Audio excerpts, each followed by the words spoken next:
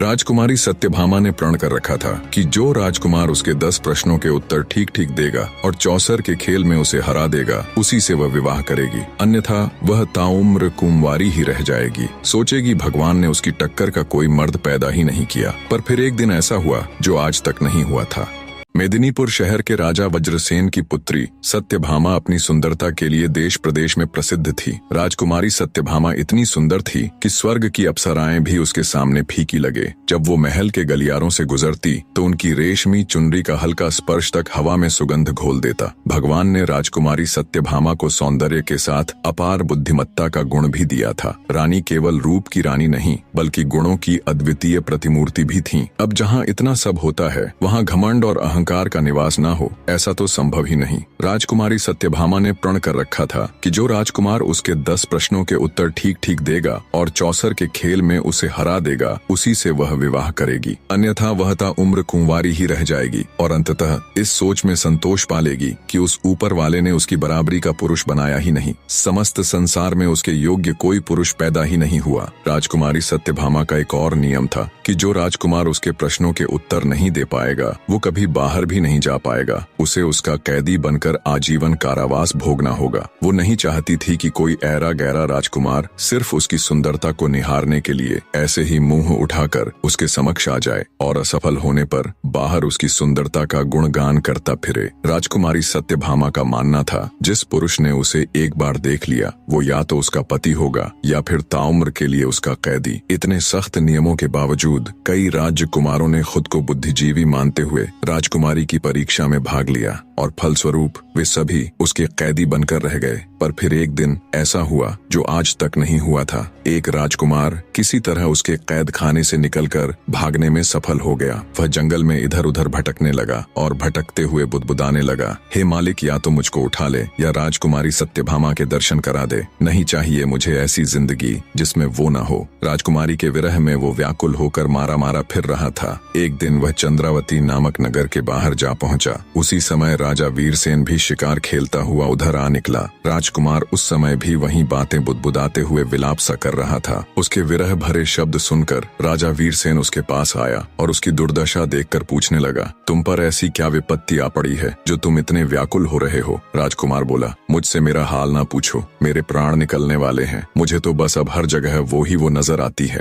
राजकुमार की बात सुनकर राजा ने जान लिया कि यह युवक किसी स्त्री का आशिक हो गया है। वह राजकुमार को धीरज बंधाकर बोला, मित्र, अपने हृदय की सारी व्यथा मुझसे कहो, मैं तुम्हारे मन की इच्छा पूरी करने की कोशिश करूंगा। राजा वीरसेन की बातें सुनकर राजकुमार ने राजा को अपने विषय में सब कुछ बता दिया। सारी बात सुन राजा वीरसेन बोला, घबराओ नहीं मित्र, मैं तुम्हारा समाधान अवश्य करूंगा, और उसे अपने साथ राजमहल ले गया। कहानी में आगे बढ़ने से पहले आप सबको राजा वीरसेन के बारे में बताता चलूं। राजा वीरसेन चंद्रावती नगर के बहुत ही दयालु और प्रतापी राजा थे। वे गुरु गोरखनाथ के शिष्य थे। एक समय में गुरु गोरखनाथ की बड़ी सेवा की थी। राजा की सेवा से प्रसन्न हो गुरु गोरखनाथ ने उन्हें एक बोलने वाला हीरामन नाम का तोता दिया था। वह तोता बड़ा विद्वान था। राजा वीरसेन तोते से पूछे बिना कोई भी कार्य नहीं करता था। राजा वीरसेन ने राजकुमार को ले जाकर महल में ठहराया तथा स्वयं तोते के पास आकर राजकुमार का सारा हाल कह सुनाया। तोते ने राजकुमार को अपने पास बुलाकर कहा, हे मित्र, तुम उस स्त्री के चक्कर में पड़कर क्यों अपने प्राण गंवाते हो? उसमें रूप की केवल ऊपरी चमक है, भीतर से वह विष की बूटी है। गनीमत यही है कि आप वहाँ से भागने में सफल हो गए, और अगर फिर भी तुम्हारा दिल नहीं मान रहा तो मेरी ये कथा सुनो। वर्धमान नगर में एक पठान रहता था। उसकी स्त्री बड़ी ही सुंदर तथा रूपवान थी, लेकिन वह चरित्रहीन थी। उस स्त्री का एक बेटा था। स्त्री की गांव के ही एक चंडाल व्यक्ति भैरव से यारी थी। जब पठान मजदूरी करने जाता तब भैरव आता और उसके साथ ऐश करता। जब पठान के आने का समय होता तब वह वहाँ से निकल जाता। एक दिन उस स्त्री का लड़का ये सब देख लेता है और सारा हाल अपने पिता पठान के आने पर उसे कह देता है। पठान को जब ये बात मालूम हुई तो वह जल उठा।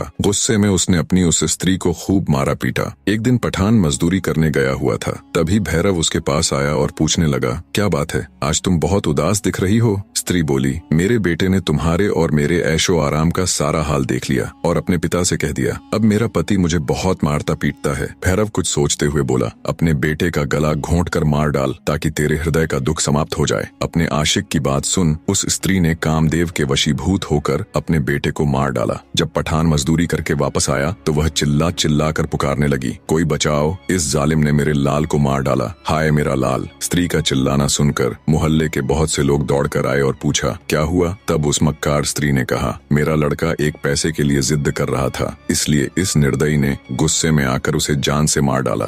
यह बात सुनकर चौकीदार दोनों को राजा के पास ले गया। औरत ने राजा के समक्ष भी यही बात कही। राजा ने पूछा, उस समय का कोई प्रत्यक्षदर्शी या गवाह था जिसने ये सब देखा हो? उस स्त्री ने कहा, महाराज, फला फला एक भैरव नाम का व्यक्ति वहाँ खड़ा था। राजा ने भैरव को बुलाकर पूछा तो उसने अपनी प्रेमिका के कहे अनुसार गवाही दे दी, जिसे सुनकर राजा ने पठान को फांसी दे दी। इतनी कहानी कहकर हीरामन तोता बोला, ऐ राजकुमार, औरत जात का कोई भरोसा नहीं, आप किस्मत वाले हैं जो आपको राजकुमारी सत्यभामा के महल से भागने का मौका मिला। फिर से अपनी गर्दन मत फंसाओ। राजकुमार बोला, हे हीरामन तोते, चाहे मेरे प्राण ही चले जाएं, किंतु एक बार के लिए ही सही, पर राजकुमारी सत्यभामा मुझे मिल जाए बस। यह कहकर वह लंबी सांसें भरने लगा। उसकी यह दशा देखकर राजा वीरसेन ने कहा, हे हीरामन, जब तक इसको वह स्त्री नहीं मिलेगी तब तक इसका दुख दूर न होगा और मेरा भी खाना पीना हराम है। मैं खुद वहाँ जाऊंगा और राजकुमारी सत्यभामा के 10 सवालों का जवाब देने की कोशिश करूंगा। राजा रानी के 10 प्रश्नों के उत्तर देने के लिए मेदिनीपुर जाने की तैयारी करने लगा। तब उसका समझदार तोता बोला, रुकिए महाराज,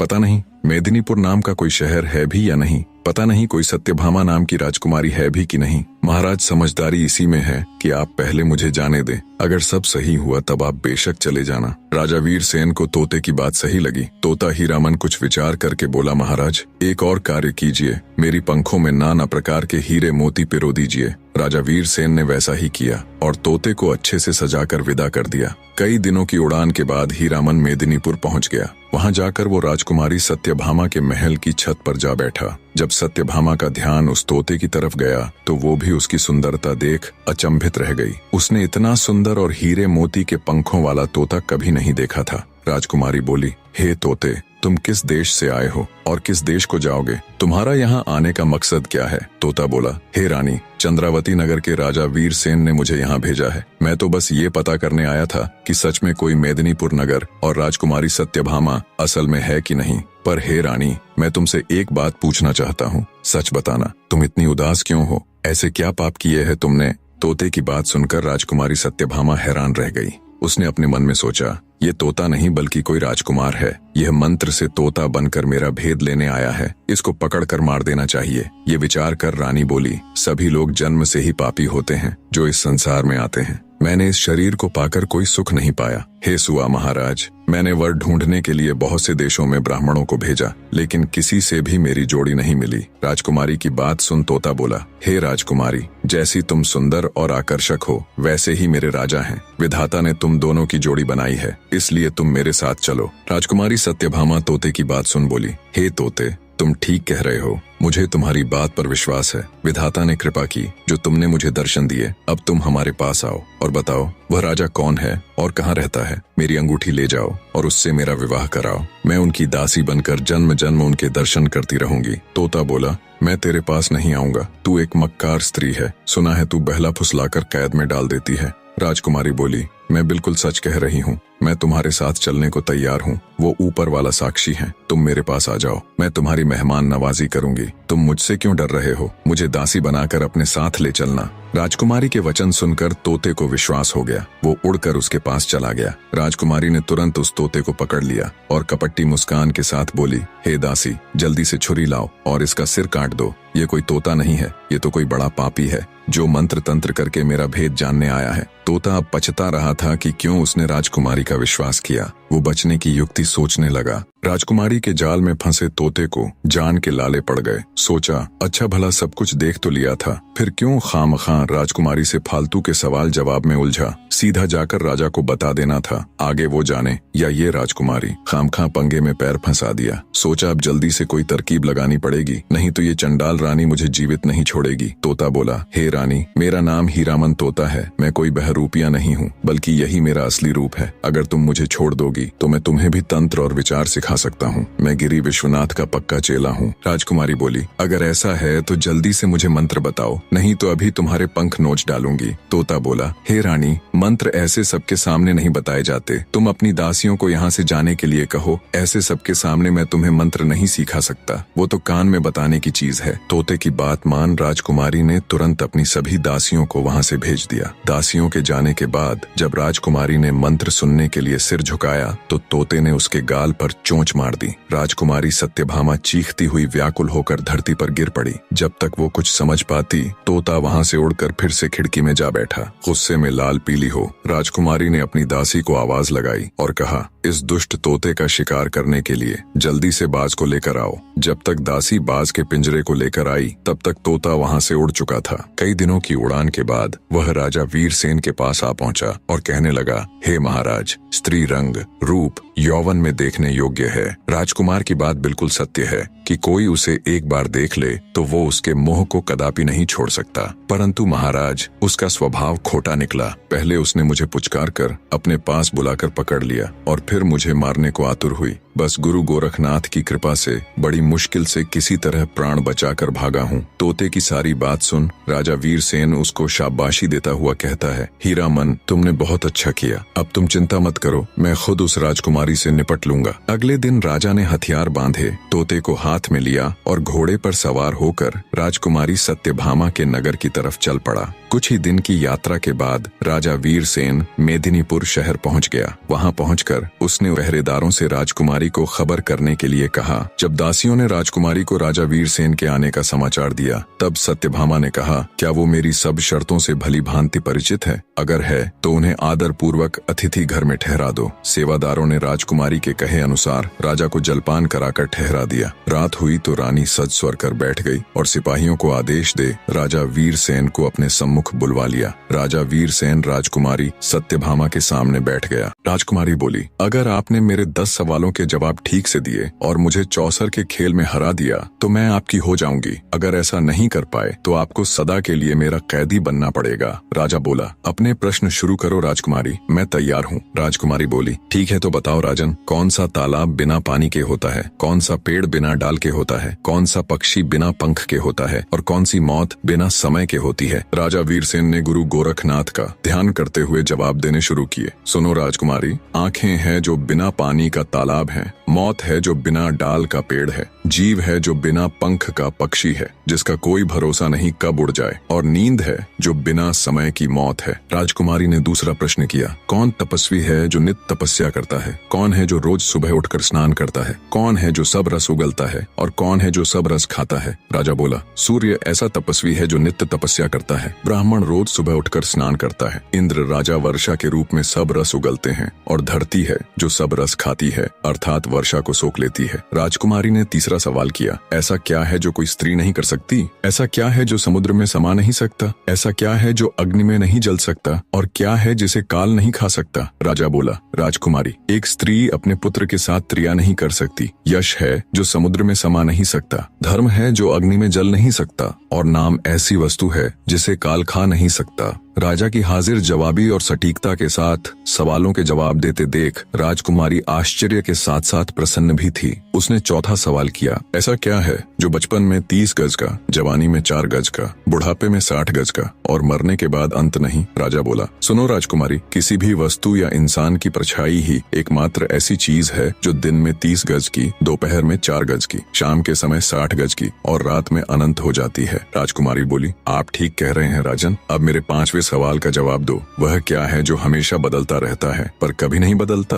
राजा वीरसेन बोला, राजकुमारी, वह है परिवर्तन का नियम। संसार में सब कुछ बदलता रहता है लेकिन यह सत्य कभी नहीं बदलता कि परिवर्तन ही संसार का नियम है। जो इसे समझ लेता है वह जीवन के उतार चढ़ाव में शांति पाता है। राजा वीरसेन के जवाबों से अब तक पूरी तरह संतुष्ट राजकुमारी सत्यभामा कहती है, बहुत खूब राजन, अब मेरे 6ठे प्रश्न का जवाब दीजिए। अगर हर चीज पहले से तय है यानी हमारा भाग्य, तो फिर कर्म करने की क्या जरूरत है? 6ठे सवाल का जवाब देते हुए राजा वीरसेन बोला, भाग्य और कर्म दोनों साथ साथ चलते हैं। भाग्य हमारे पूर्व जन्म के कर्मों का फल है, लेकिन वर्तमान कर्म से हम अपने भविष्य को बदल सकते हैं। यदि कोई किसान अपने खेत में कुछ भी न बोए और कहे कि जो भाग्य में होगा वही होगा, तो क्या उसे अन्न मिलेगा? नहीं, उसे मेहनत करनी होगी, बीज बोने होंगे, पानी देना होगा, तभी फसल आएगी। इसी तरह कर्म हमारा प्रयास है और भाग्य उसका परिणाम। राजा की एक बार फिर से सराहना करते हुए राजकुमारी सत्यभामा ने अपना 7वां प्रश्न किया, मनुष्य को इस संसार में सबसे बड़ा धोखा कौन देता है? राजा वीरसेन बोला, हे राजकुमारी, मनुष्य को संसार में सबसे बड़ा धोखा उसका अपना मन ही देता है। मन ही वह शक्ति है जो हमें सत्य और असत्य, मोह और वैराग्य, प्रेम और घृणा, सुख और दुख के बीच उलझा देती है। मनुष्य सोचता है कि बाहरी दुनिया उसे धोखा देती है, लेकिन वास्तव में बाहरी दुनिया केवल एक दर्पण मात्र है। जो कुछ मन में है वही संसार में प्रकट होता है। राजा वीरसेन का जवाब सुन राजकुमारी सत्यभामा बोली, बहुत खूब राजन, अब मेरे 8वें प्रश्न का उत्तर दीजिए। अगर सुख और दुख दोनों ही अस्थायी हैं, तो फिर मनुष्य दुख से इतना डरता क्यों है और सुख को पकड़कर रखना क्यों चाहता है? राजा वीरसेन कहता है, हे राजकुमारी, क्योंकि मनुष्य अज्ञानता के कारण यह भूल जाता है कि संसार में कुछ भी स्थायी नहीं है। ये संसार परिवर्तनशील है। सुख और दुख दिन और रात की तरह एक दूसरे के पूरक हैं, लेकिन मनुष्य सुख को पकड़कर रखना चाहता है और दुख से बचना चाहता है, क्योंकि जब मनुष्य सुखी होता है तो उसे लगता है कि संसार पर उसी का नियंत्रण है। वह मान लेता है कि उसका भाग्य अच्छा है और जैसा वो चाहता है सब कुछ वैसा ही हो रहा है और हमेशा सब कुछ वैसा ही रहेगा, लेकिन ये उसका सबसे बड़ा भ्रम है। इसी प्रकार जब दुख आता है तो मनुष्य अपने पर नियंत्रण खो देता है। उसे लगता है कि सब कुछ बर्बाद हो रहा है, जबकि वास्तविकता यह है कि दुख भी उतना ही अस्थायी है जितना सुख।